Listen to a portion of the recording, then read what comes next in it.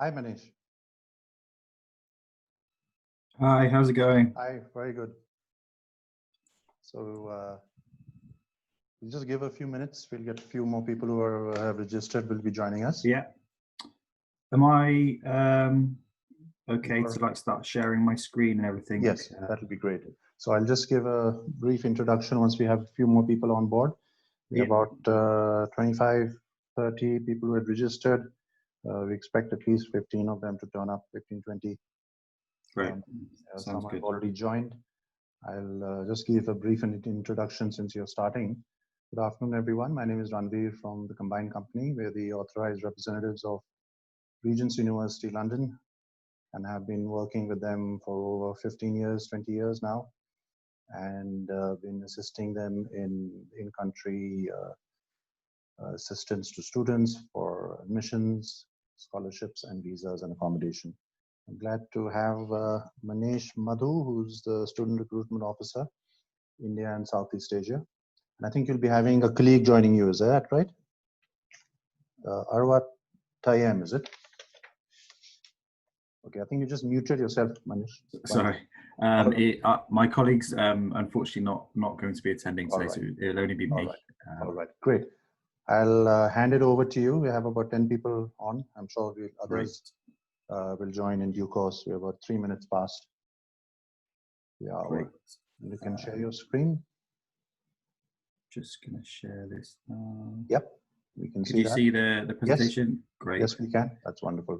Okay, so let me just, thank you for your time today. As Ranveer said, my name is Manesh and I am the International Officer for Regents University, London. And I'm just going to take you through a short presentation today about the university, about the kind of unique points about the university, where we're located, the courses. There's a few testimonials as well. And then I'll go over kind of how we're preparing for September. And then there'll be a short kind of period at the end for any questions that you may have, which I'll try my best to answer. But if there's anything that I can't answer immediately, I will write these down and find the answer for you, and then I'll pass these on to Ranveer to distribute. So this is just a bit of a brief about the team. So myself and Anna are the international officers, and then we have 3 regional managers. So Abdul is the regional manager for Asia and the rest of the world. So in terms of communication, you might get some emails from myself or Abdul, but we do have a little bit of a small team. But in terms of like the communication, it'd probably be me or Abdul who you would hear from. This is just a bit of the flow of the presentation today. So a bit about where we are located, the history, the courses, accommodation, English language, and then a few success stories from our alumni network. So for those that aren't aware of where we are located, this kind of building in the circle is the campus. That's where all of the teaching is located. So as you can see, it's very, very green. We're located on Regent's Park, which is really, really picturesque and gives you a real kind of campus countryside feel. But then as you can see, we are very close to the big city. So although we are in zone 1 in central London, we are kind of segregated from all the noise or all the kind of traffic and things like that. And then around 5-10 minute walk, you're at Baker Street Station, and that has all the connections to King's Cross, to Oxford Street, to Regent Street. So it's all very well connected. And as you can see from the slide, we're about an hour from London's airports, and then about 10 minutes by underground to the Eurostar. So when things do get back to normal, you're able to travel quite easily around the country and to Europe. So a bit about the history of the university. So in kind of 1849, as you can see from this green picture here. It started as Bedford College as part of the University of London. So there's been a long kind of history of education on this site. And then in 1970s, it combined with Royal Holloway. And shortly after, the lease was taken over by the American College. And that's where the Regents College was founded. Shortly after that, we were then joined by the European Business School, School of Psychotherapy and Counselling, and then the Regents Business School in the 80s and 90s. And then in 2012, that's when we actually gained kind of degree awarding powers. And then in 2013, we turned into Regents University, London. So we're quite a young institution, but we have had degree awarding powers for about 7 years now, and we're adding more and more courses each year. We are a private institution, so regardless of where you are from, all students will pay the same fees. So we don't kind of segregate between home students or international students. Everyone will pay the same amount. And as we are a private institution, we don't receive any government funding. And I'll go through a bit more in a few slides about kind of the benefits of studying at Regents and what makes us different from a public institution. Here you can see we have quite a diverse campus. We have around 140 nationalities, and as you can see from the statistics, around 80% of those are international.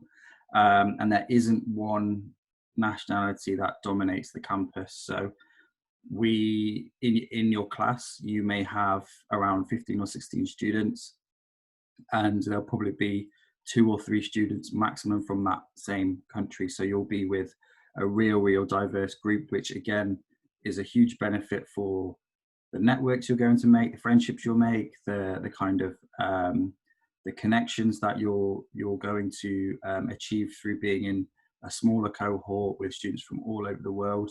And again, when you leave the university, because you will have such a strong connection with them, it could lead to maybe a job or them knowing someone who needs an employee. So in terms of your network, you will have a very strong kind of global reach from studying at Regents. So this is just a quote from Chloe, which again reaffirms the international diversity of the university. So she said, "You don't feel alone being a foreign student, and you feel part of something bigger." The diversity of the student body and how kind of multicultural it is, like we don't want to treat anyone differently, and everyone is seen as equal. And kind of the ethos of the university is to create world's global leaders, and by having such a diverse multicultural student body, we are able to achieve that. So this is just an overview of the undergraduate programs. We do have quite a range of schools. So one of the most popular, from my experience from Indian students, is the business and management degrees. So we have 2 courses, which I can show you now. So let me just load this up. Are you able to see the website at all? Or is it just the presentation that you can see at the moment? Not yet. Okay, one second. We can see your presentation. Perhaps you need to. Let me share the website. So this, for any yes. interested student, what I would really recommend is going through the website. So at undergrad level, you can see the different subject areas, and business and management, for example, we have what's called global management, which has 4 different pathways. So we have enterprise and innovation, events, finance, and leadership and change. So if I just show you the leadership and change module, for example, the way the bachelor's degree would work would be whichever pathway you would choose. In your first year, you would do predominantly the same modules across each pathway, and then as you progress into your second and third year, that's where you would do a more specialized to the pathway that you have chosen. For this pathway, for example, we want to develop students as leaders. So throughout, you'll be doing things that will help you successfully manage teams. And you can see the structure. This applies to any degree that we have on the website. You can go into the structure and you can click on the module, and it will explain a bit further as to what you'll be getting involved in. Throughout the degrees, you do have the option for elective modules, and this is where you will get a choice of what you would like to study. So again, on the website, you would find a bit more information as to which options you have. In your final year, again, there's a bit more specialization, into the pathway that you've picked. And this is where, again, you'll have a lot of choice with the degrees that you were to choose. The other degree that we have for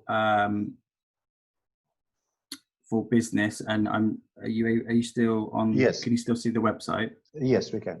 So the other degree we have is our Bachelor's of International Business, and that basically looks at preparing students for working for a global multinational company. Students will do things like finance, marketing, and a bit of leadership, organizational behavior. But this one comes with a mandatory language. So you would do international business with German, and because it's a mandatory part of the course, you would have to do a period of either work experience or study abroad in the second semester of your second year. If you do global management, then there is an option to do a language, but it's not compulsory. Let me go back to the presentation.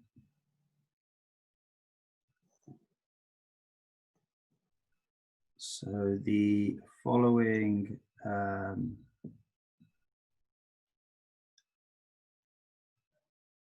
so the next set of courses are our fashion and design programs, and these are relatively new, but the gentleman who leads the school is a well-established kind of professional within this area of work called Mark Ely. He is very, very well known within kind of the fashion field, and has his own business. So he has worked with some big designers like Armani, Gucci, Nike, and having him as a course leader or an academic for this degree will open up a lot of doors for students that are studying these courses. So the first degree we have is fashion design. We have a straight fashion and design course, but we also have a marketing pathway. So we have fashion design with marketing pathway, which obviously will give an insight into obviously first of all the design part of fashion, but then how to market that product, how to get your kind of brand and your line out to the consumer, how the consumer life cycle works, what kind of influences consumers to buy particular products, and you obviously be able to develop marketing plans for businesses in the fashion area. Within these degrees, and across all of our degrees that we offer, we don't just want to teach you in a classroom. So for fashion and design, for example, you will be learning kind of the theories, the methods, and like the historical kind of context to fashion design. But then you'll be in the workshop, you'll be using the computer aided design, you'll be using the different tools, and it'll be very, very hands-on. You can see from the picture in this presentation, it's a kind of a catwalk show. And this is one of the things that students will be working towards while studying their degree. So throughout your 3 years at the university, you'll be putting together kind of a portfolio of content, of designs that you can obviously showcase at particular events like the catwalk show. But at the end, once you've graduated, you will then have that portfolio to then take to auditions, take to job applications, things like that. So we want to obviously give you a first class degree, but we want to give you that practical experience that perhaps you may not get at an alternative institution. The next set of courses we have are for our film, media and performance. From my experience, this kind of subject area hasn't been very well demanded in India, and that's down to how strong Bollywood is. But having said that, again, with our the way we kind of teach at Regents, it follows the same format across all of our degrees. You'll be learning a few things in the classroom, but you'll be on stage, you'll be in the studios. We have a dedicated film studio where you'll be able to learn how to use the cameras, how to use the software, learn about lighting. And one of the real kind of good things from this course is, especially for the acting for stage and screen, we want to make you comfortable on stage. So again, there'll be a lot of opportunity to practice how to work the camera, how to remain calm, and how to perform in front of an audience and in front of a camera. One of the students that we've had that's done acting has gone on to be a TV presenter, so it doesn't necessarily mean you have to go into acting or be an actor or an actress. The skills and techniques that you'll use and practice can set you up for a wide range of roles within media. Again, as I said, with the fashion and design, where we give you a portfolio to take with you once you've graduated, this is the same for film production degrees or acting on stage and screen. You will have a portfolio of content, again, that you can showcase to auditions, job applications, like that. The next degree is our liberal studies course. So if you weren't aware, we're probably one of around 3 or 4 institutions within the UK that offers this type of degree. It follows the American style. So you would have a major and a minor, and the major part of the course is around 70%.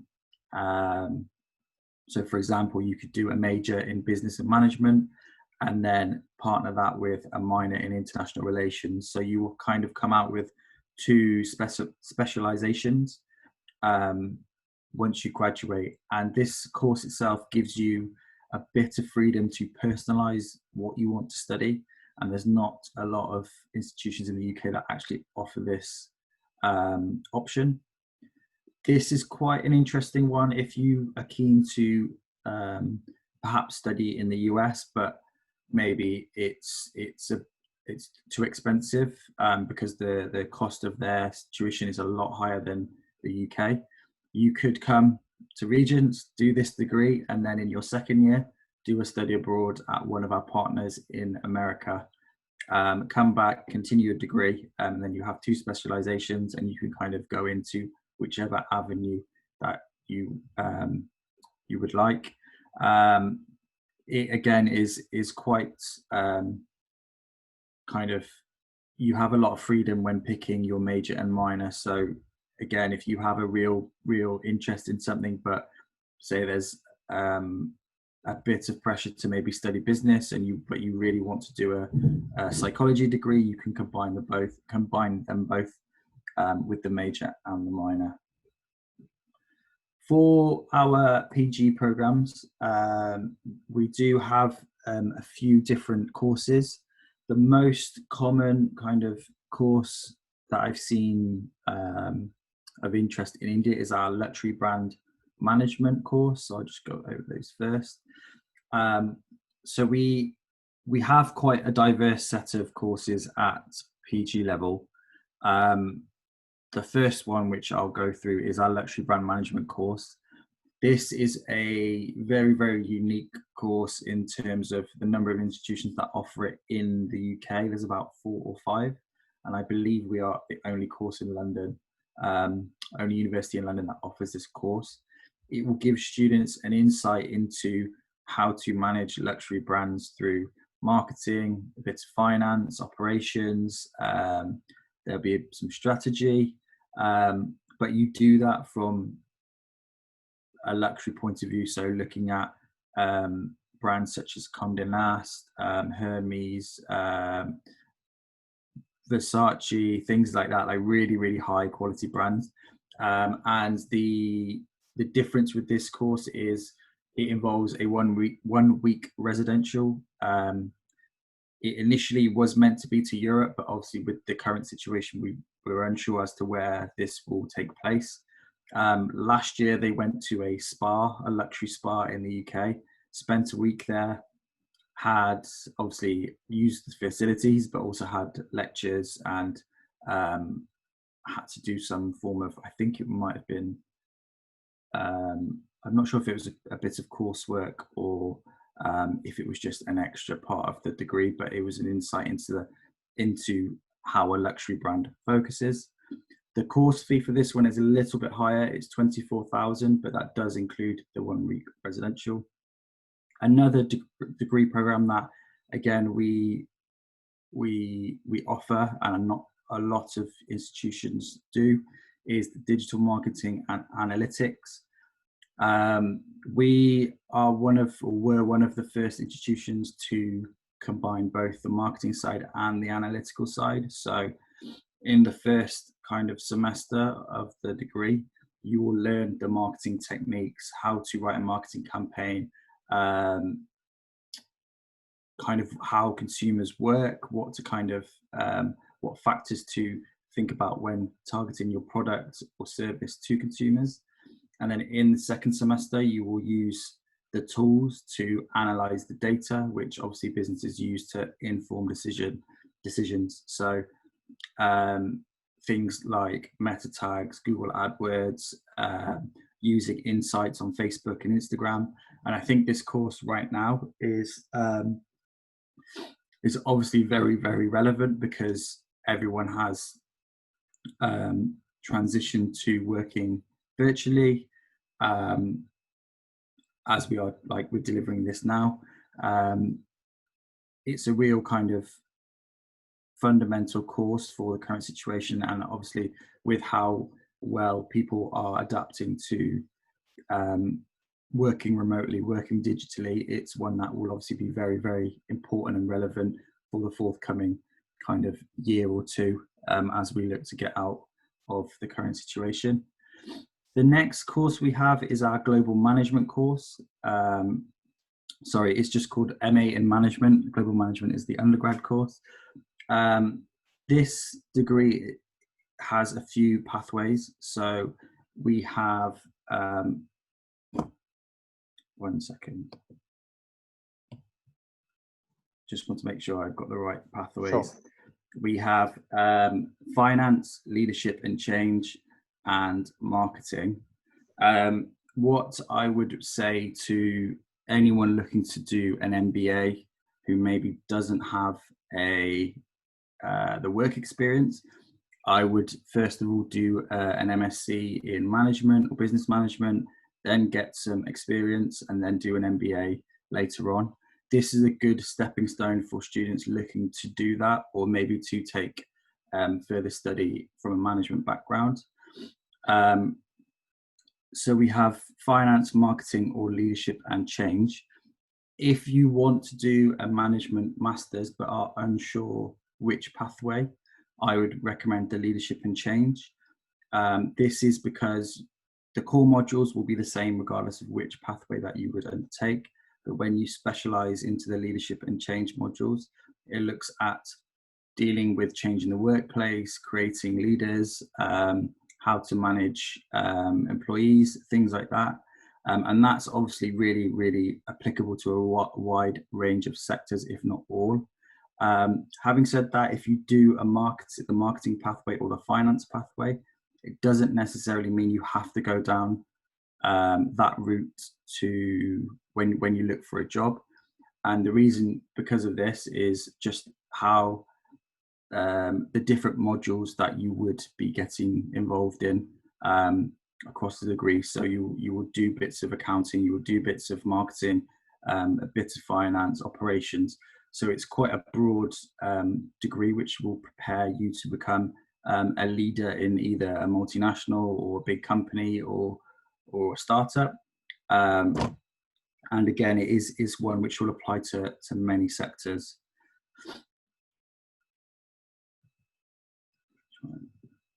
So the other course that we have is International Fashion Marketing. This is a degree which combines the business side with the fashion side. So as I mentioned before, in the undergrad program where you look to give you tools and techniques to market a particular line, this would happen again with this degree. However, we want to do that at a global scale. So perhaps you have your own fashion line or you work for a fashion marketing company. These will give you, again, the tools and techniques to market that business globally. You will look at things such as, again, how the consumer life cycle works, what kind of influences fashion companies and consumers to buy particular brands. You look at trends in the market to predict future kind of buying trends. And throughout this, you will have the opportunity to take a real hands-on approach to your learning. So there will be the opportunity to do consultancy projects, you'll be working with live data, things like that. So it's not just, again, working from a textbook. You will be getting involved in designing kind of marketing campaigns. And if there is, across all of our degrees, if there is the opportunity to do a consultancy project, a company will come to us and say, we have this problem, and you will have to formulate kind of a plan to help solve and alleviate that issue. The last degree that we have is our MSc in Psychology. If you are looking for a conversion course and want to get into psychology and potentially further study, then we do have an MSc in Psychology. The course itself looks at a lot of different areas of psychology. So from the top of my head, I'm just going to get my list up because there's a lot of different areas which students can study. 1 second. So this one will look at cognitive psychology, a bit of biological, conceptual and historical issues. You will do a lot of research methods as well. And there's a lot of electives which, again, you have the choice of studying, which look at cultural psychology, the psychology of motivation, humor. And as well as that, you'll be designing studies. You'll be looking at previous research and evaluating the evidence. And then we do have a dedicated lab at the university, which can do things like record brain activity, heart rate, pulmonary response. So again, there's a lot of kind of facilities which you will be able to use as part of this degree. And the degree itself is BPS accredited. which is the British Psychological Society. So if you want to end up working in the UK or going on to further study with this within psychology and start to specialize, the degree is really, really important and fundamental that you have one that is BPS accredited, and we offer that to the students. So I will just go over a bit about the student kind of support that we have. We have a dedicated careers service and a team that's called The Hive. So The Hive is an award-winning service that we offer, and basically it's a team of business consultants. So if you have a business idea or you want to kind of take your own business that you currently have even further, then we have a team that can help with that. I will go through a little bit about one student who utilised the service and kind of use the Hive to take her business to the next level. So Regents students are highly entrepreneurial with around 30% of self-employed or running their own startups, which is a pretty good number within 6 months of graduating. So the team itself will help write your business plans. They can sponsor students as well. So if you want to stay and start up a company, then we can do that. And the university is kind of open for students to use as an office space if you need to once graduating. So there's a lot of opportunity to that. And even if you have kind of a small idea but you're unsure, they can put you in kind of what's called career circles, and they will match you with students who have the same interest or similar ideas, and obviously you can discuss with them and potentially start something with that other student. So the way the kind of teaching works is we have on average around 14 students per class. So on comparison to a public institution where there might be 30 students or 25 students, we want to give you a much more personalized education. And again, the benefit because of this is, as there are less students, you have more time with the teacher, more time to discuss with your colleagues. And again, you get much more of a personalized approach to your learning. So the teacher is going to know you on a first name basis. When things are back to normal and people are on campus, you'll see teachers, you'll see the people like myself, you'll see your classmates all the time, and it's a real friendly family atmosphere. The time because the class sizes are smaller as well, you have a lot more time in the class to ask more questions, to clarify points that maybe you were unsure of, and obviously get a lot more help as opposed to being a class that has double that size. This is one of our graduates. She's got a bigger testimonial on the website, but she mentions the tutors that we have. So one of the other things that sets us apart from a public institution is our academics aren't just necessarily teachers. They may have consultancy experience, or they may be consulting currently.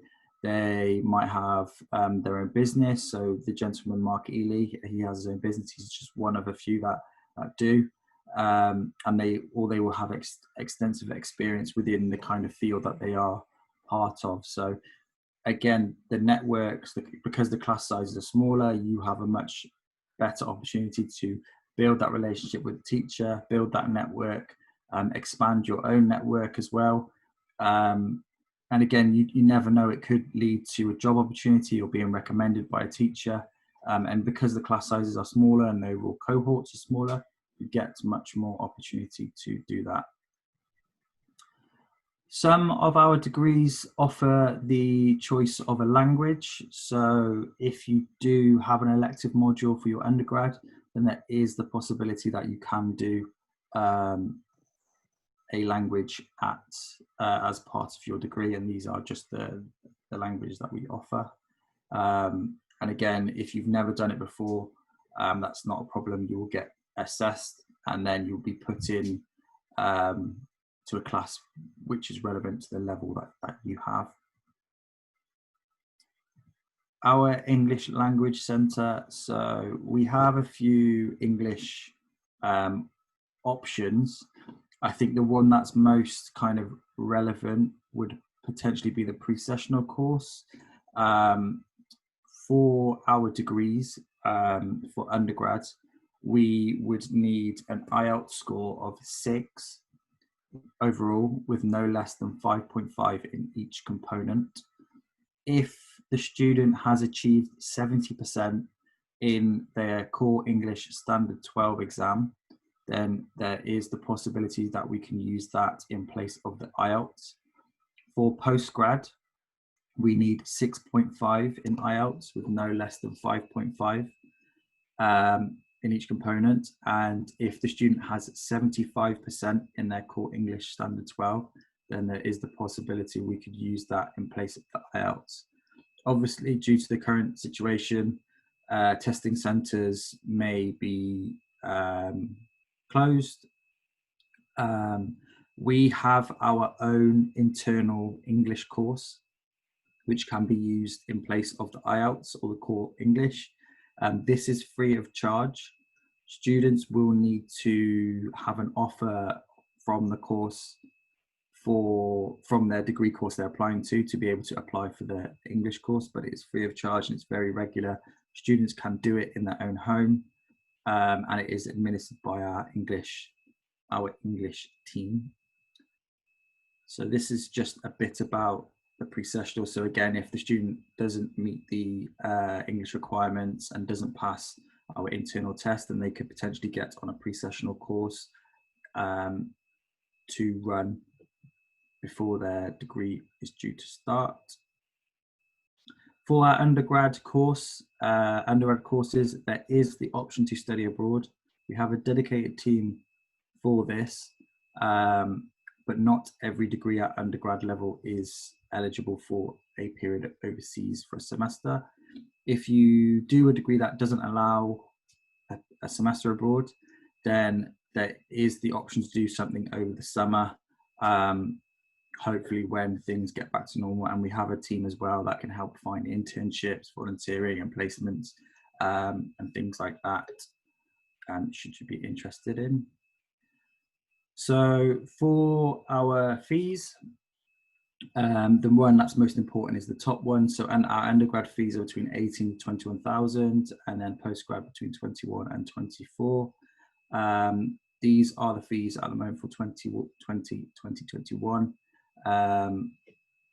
You can find more on the breakdown of this on each subject on the website.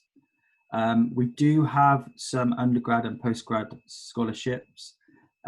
So postgraduate, we have 5 scholarships solely for Indian students at £3,000 each.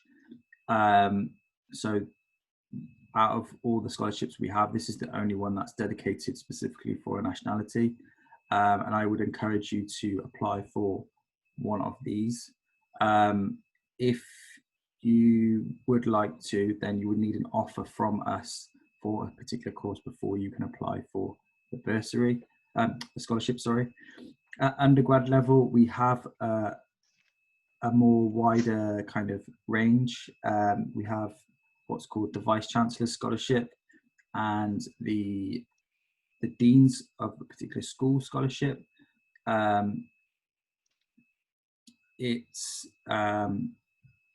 the course itself, the scholarships at undergrad level will either be 50% or 25%. They are limited, but again, I would urge you to apply as soon as you can.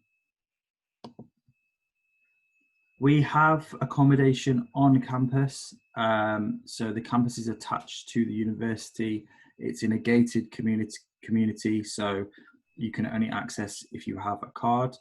The bedrooms follow the American style of a dorm room, so you'll have a bed, a desk, and a wardrobe. and then the bathroom facilities are shared by floor and by gender, and they are regularly maintained by the university, so they're cleaned every single day. If you would like to kind of stay there, then we have single, double, or triple rooms, and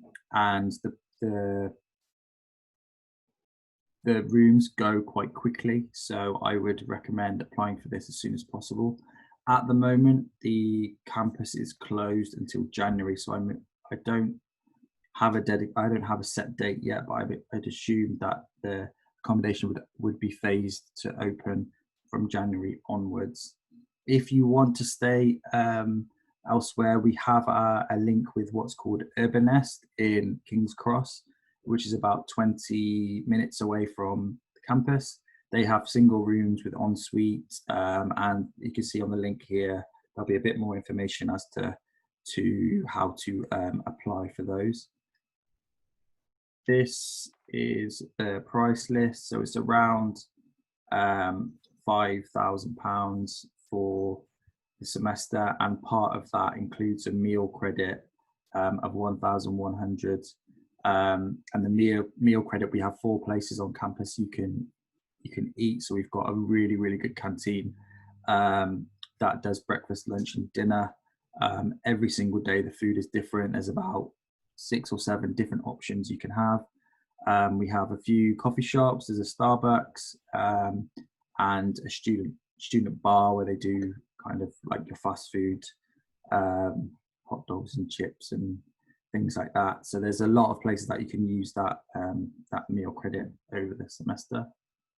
These are just a few of them. So the bottom right is the main canteen, top right is the bar, and then the ones on the left hand side are the coffee shops which do like cakes and sandwiches and things like that. So it's pretty good. Hopefully when things get back to normal and we're back on campus, there will be a lot of kind of events, societies, socials, trips to London, trips in around Europe. In any case, if you're looking to start in September, I would recommend getting in touch with the Students' Union, because I'm sure they will do something, even if it is electronically. And again, we have sports teams, so polo, football, basketball, rugby.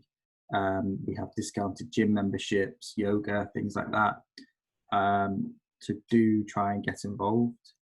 And then when you are studying and a current student, we have what's called the Student Hub, and they help with your personal academic issues. So if you have a problem with your module, or if you have a personal problem, or if you have a disability, for example, you can speak to these guys and they will put you in touch with the right team to help with that as much as possible. So our network of professionals. So these are just a few of our graduates that have studied here and then left the university. So Isabel is a director, and she won a BAFTA nomination at the Children Awards in 2019 for a show called Athena, and that was with a TV channel called Sky, and there's another program through the BBC called Shetland, and she's directed one of those. Makdoum was elected as chairman of Pakistan's Matiari district at the age of 25, and he's the youngest ever council chairman in the country's history. And then lastly, Ilyas is a director. He's featured in Vogue Arabia, and there was a TV show called Fashion Star Arabia. I think it was around 12 weeks long, and he actually won that show and got awarded $100,000 to set up his own fashion line. He's been back on campus to use the facilities, to use kind of the tools and everything. So it's, even though you do leave, you want you to come back and still keep in touch. So this top left is Neku. She was the top right, sorry. Neku was the world's first Black professional polo player. She's founded a hotel and a crowdfunding platform, a non-profit organization. So she's done absolutely loads. And she was named one of Forbes's 30 most promising entrepreneurs under 30.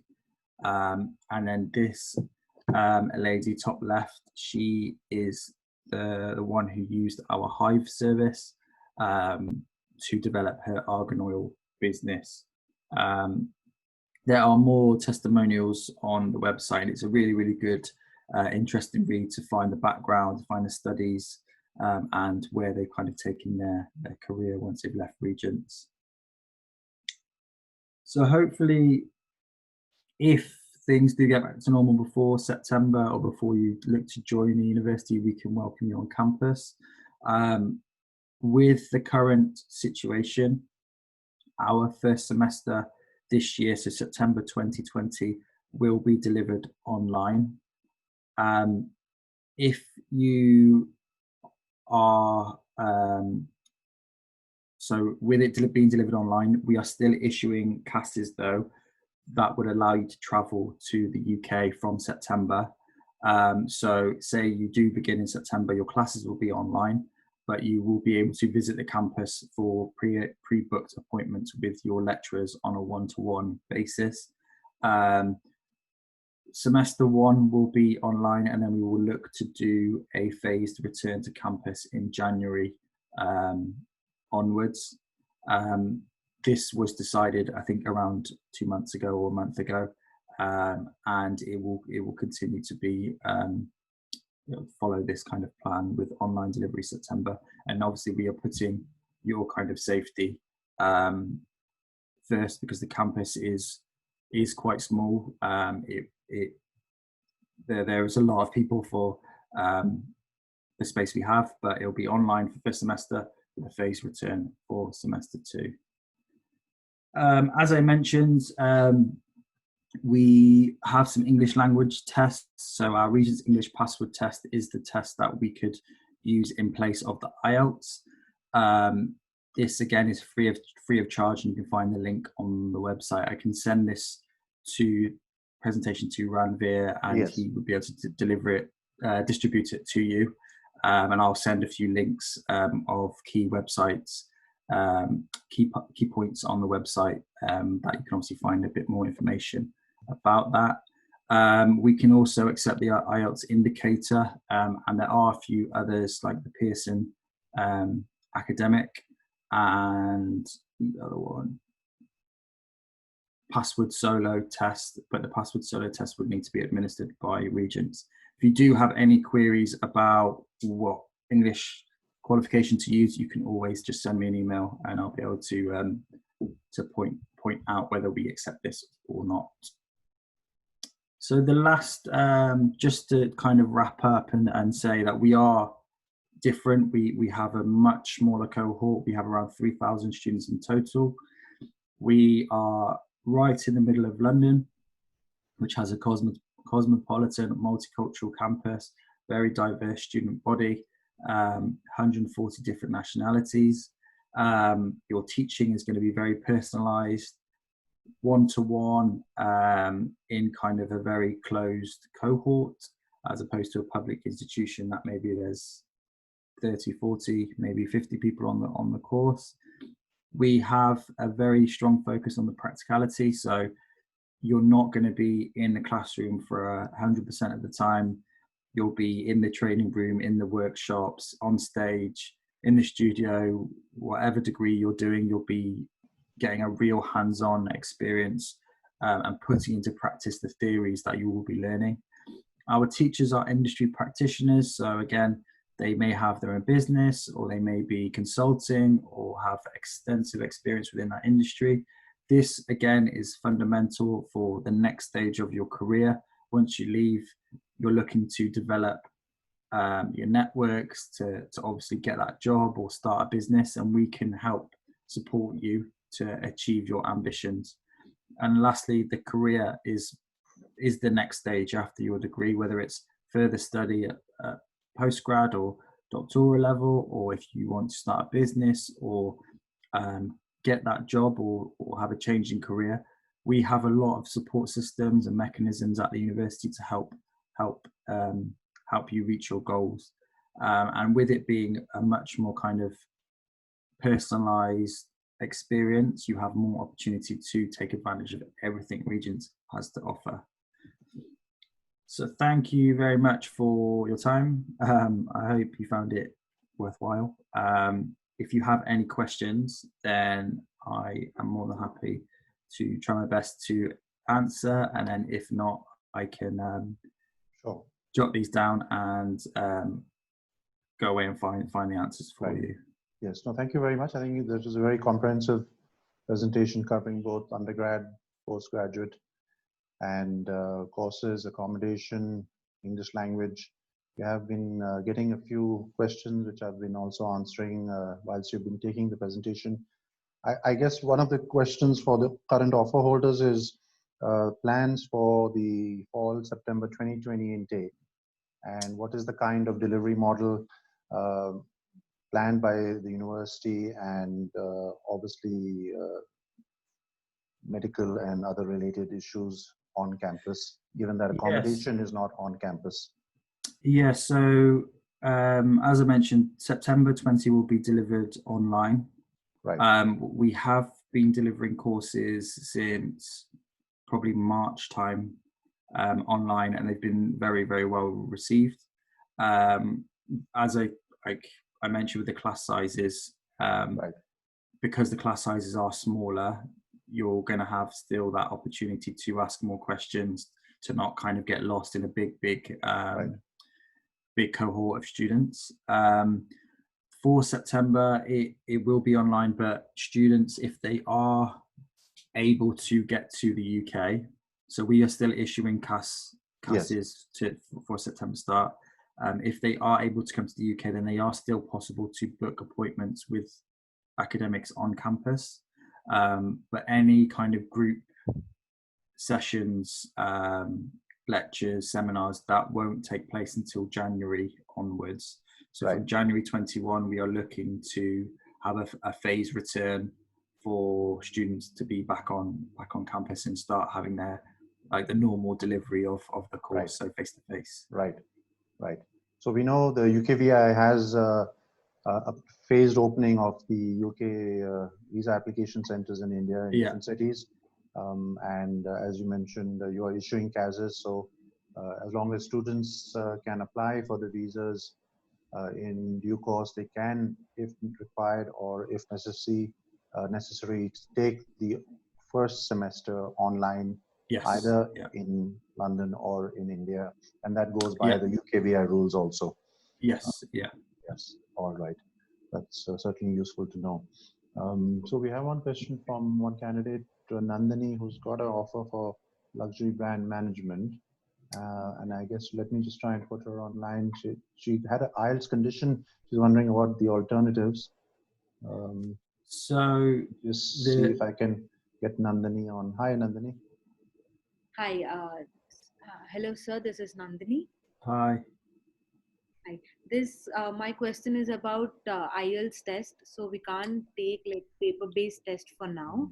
Yeah. So, can Regents, if Regent could accept Duolingo, if I'm not wrong. So we don't accept the Duolingo. However, we do have our own English proficiency exam called the Regents English Password Test, and this follows kind of the similar format as IELTS, but you can do this within your own home, and it's delivered. You do it via like Zoom or Skype, and the rest of like the written stuff will be done online. So what I would recommend you do is, if you speak to the admissions team, so where you got the offer from, there'll be an email address in there where you could reply and basically say, can I be considered for the Regents English proficiency test? What I would do now as well is just put a link in the chat box so you can all see it, and you can actually book a course on here. So if you So this link here that I've just posted Right. will take you to the website where you can book onto our English proficiency test. Right. This course, the English test is free of charge, and again, you'll have to score a particular level, but you can use that in place of your IELTS or your Core English Standard 12 to use Right. when you go to apply for the visa. This is what students can use in place of that. So I could take this test and I could confirm my admission and reasons then.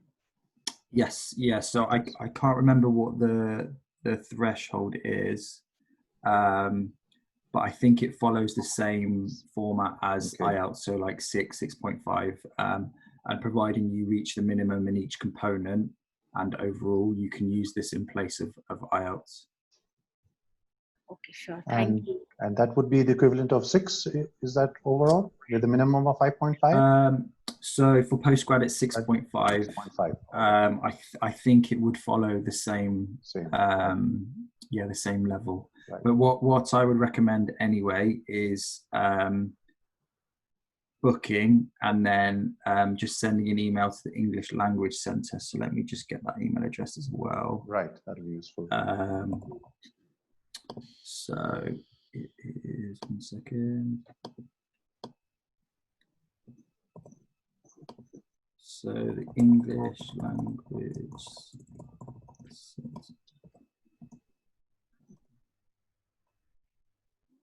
So it's elc@regents.ac.uk, and I'm just going to put my email address in there as well. Right. So what you can do is email the English Language Centre, and then you can copy in my email address, or if you just send me an email and say, can you let me know about the English language courses, I can just put you in touch with them. Yeah, sure. Right. Thank you. And I think, Nandini, you're considering for Jan, is it? Or the September? Yeah. September January. or January? Okay. Okay. And have you paid your, is there a deposit payment, Manish? No. Or I for the didn't pass? give my Yes. IELTS. It's a conditional offer for Okay. now. So I have Okay. to give my English test and then Okay. form my All admission. right. Okay. Yeah. So once you've received the unconditional, you'll have, I think, around 4 weeks to pay the deposit, and Right. then once the deposit has been received, you will receive the CAS request form, and then that's when you can start the process to obtain the CAS and then to get your visa. Right. Okay. Thank you, Nandini. Thank you. We had one question actually for a master's in psychology course, and the student has done a master's in commerce and was wondering, is that feasible, or Yep. does he need a bachelor's in psychology? He does not need No. it's a conversion program.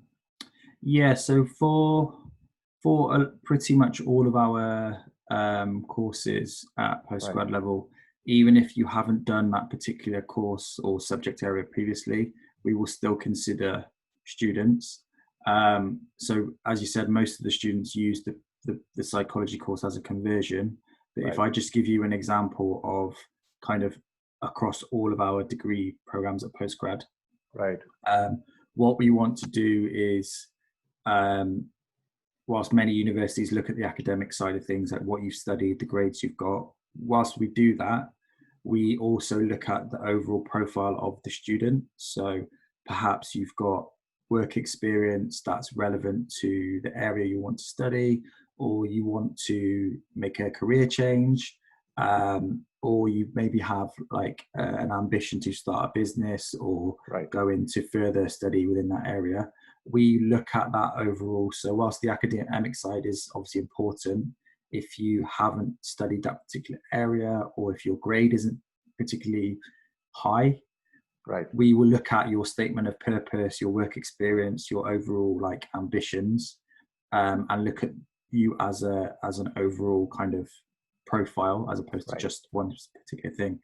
So even though the student hasn't done psychology previously, that shouldn't put you off applying for the course, because as Ramveer says, the course itself is seen as a conversion course, and it'll be intense, but it'll be an intense kind of 1 year, which will get you up to speed to then obviously pursue either a job in that area or further study within a psychology specialization.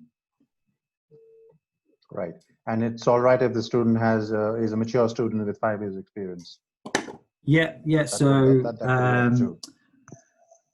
if a student, so there are two kind of things to look at. So when a student is applying and maybe they've come through bachelor's and maybe has 1 or 2 years experience, are looking to go into a PG course, I would still submit that work experience or reference it in your statement of purpose. Obviously, the more work experience, the better. But we can also accept students who haven't done a bachelor's as long as they have a minimum of 2 years relevant work experience within that particular field. So that's where it gets a bit more kind of specific, but we can accept students who haven't done a bachelor's and maybe just went from school straight to working. Those are kind of assessed on an ad hoc basis, but we have accepted students. It's called exceptional entry. But within any applications, if you have work experience, I would really recommend adding it to your statement of purpose. Sure. We had one question for the master's programs. I guess the nearest course for a statistics related one would be the data analytics. You don't have a master's in statistics related course, right? No, so let me just, that's probably the closest. That's probably the closest, yeah. We have finance and investment, right? But obviously that's a bit more focused to the finance side of things. In terms of like data analysis, it will probably be digital marketing and analytics. That's the closest one. Right. That's fine. We have student Vivek who said he started in Jan. He's currently in India and wants to defer. Let me see if I can put him on. Hi, Vivek. Hello, sir. Yeah. So just give us a brief. You started in Jan this year? Yes, I started in Jan. My first semester started in Jan 2020, and due to this COVID, we had to come back. So our first semester is done, sir. But now my second semester in dissertation, they're saying that it won't be continued this September. They're telling about continuing in the next September 2021. Is that we have either two options: either we can study online or we can come next year. So, but why do you think that it is delayed so much? So, are you currently studying at Regents? Yes, sir. And what was the question you asked? No, sir. I'm asking is that first semester is done, sir. Our first semester is done. But we came back in India due to this COVID. So now we have two options: either we can study online or we can defer our semester. So I'm saying that can we get a tentative dates as in when our semester will be starting? For this September? Yes, sir. Not online, if we defer our semester. So the dates for 2021, I don't think are out yet. So I can't give you let me just see.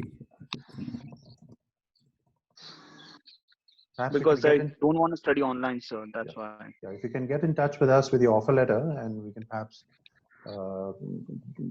get online separately on a one-to-one and check your current status for your course. So should I send you a mail, sir? Yeah, if you can just email us your registration and your CAS letter with a copy of your BRP permit. So okay, fine. We'll have your details, and then we'll be able to take it. I think that's quite a specific question, so we can take it offline. So, like, should I send you on the combined? Which email address should I send you on? Yes, info@combineco.com.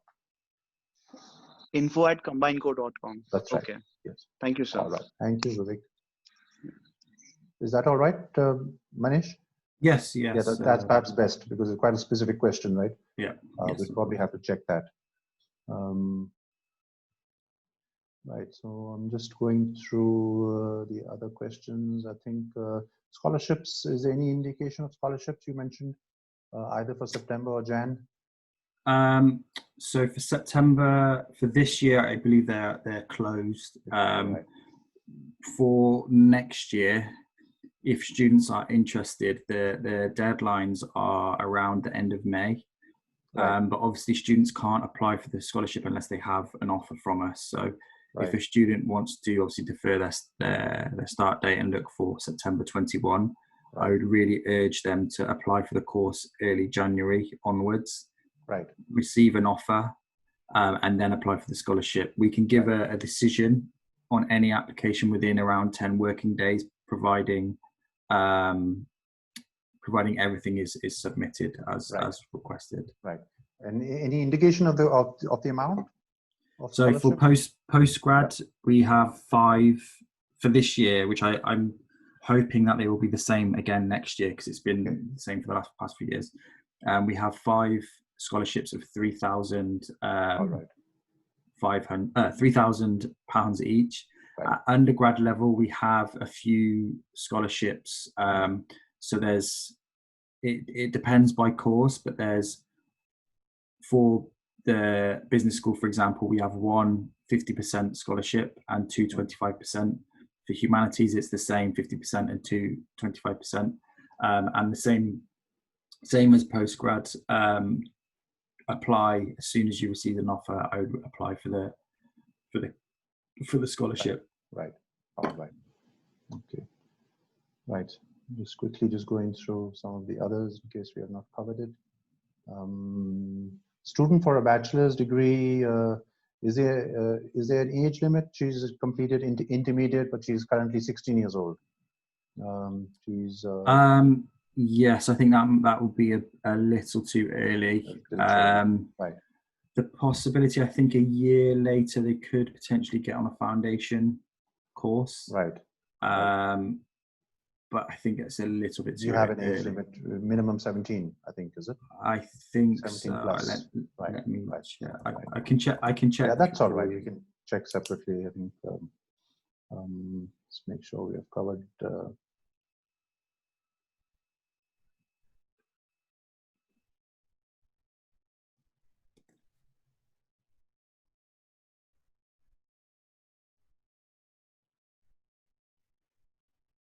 Yeah, I think we have covered pretty much most of the questions. I think the questions were in regard to the delivery of the courses in September. I think you have covered that along with the alternative English language tests.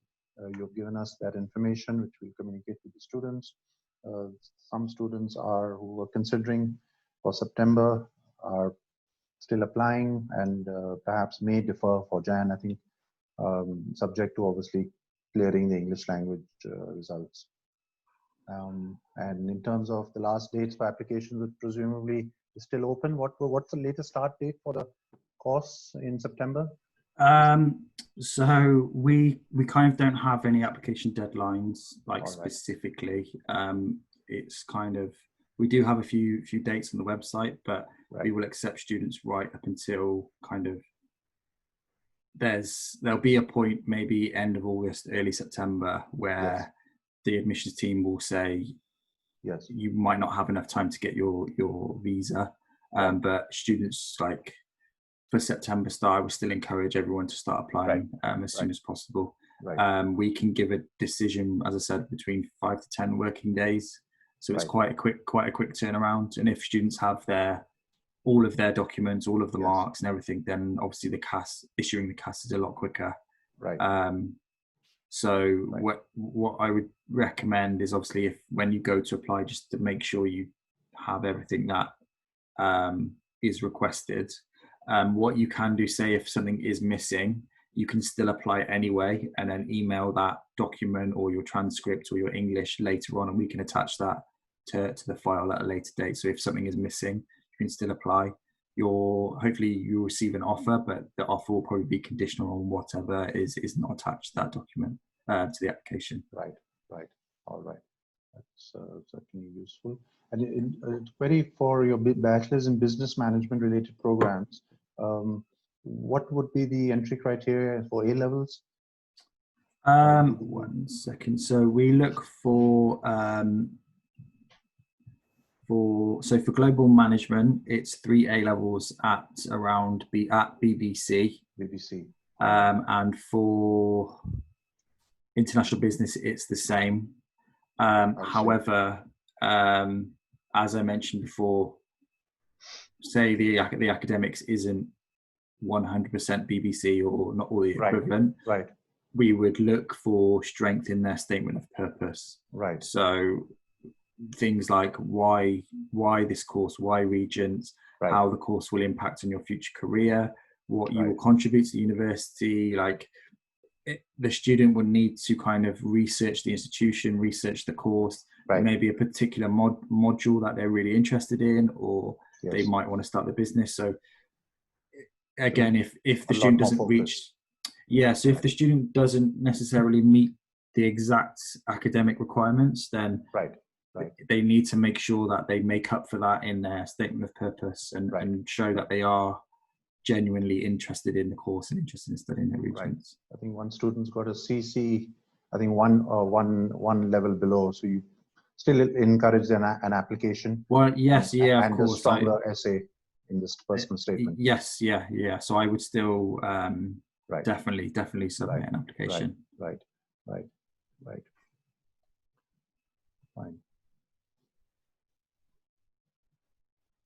Right, I'm just pursuing most of the others. I think we've pretty much covered everything else.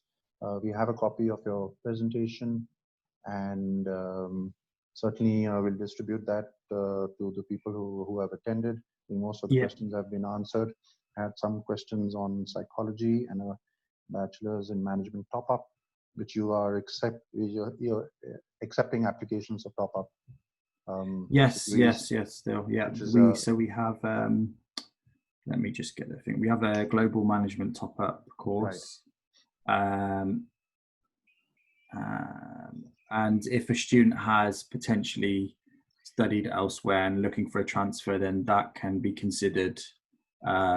But that's normally done kind of on an ad hoc. So if they've done maybe their first or second year elsewhere, they want to come in and transfer for their third year, then you can still apply. Or even if it's second year, like we can still accept those, but they need to be assessed by a senior admissions officer. So they're kind of done as and when they come in. Right. All right. Okay, thank you very much, Manish. I think that was very useful and informative, and we'll certainly circulate the presentation you've given us. There's no further questions. We'll just wrap up for today. And, thank you. And certainly be in touch with us. Do keep us posted on any developments in due course. And I think we'll just close today. I think we just check if anything else comes through. No, I think we've covered everything. Great. Wonderful. Thank you. Thank you for your time. Yeah, thank you very much, everyone. And thank you, Manish, for taking the time. We'll be in touch. Thank you. Take care. Bye. Bye-bye.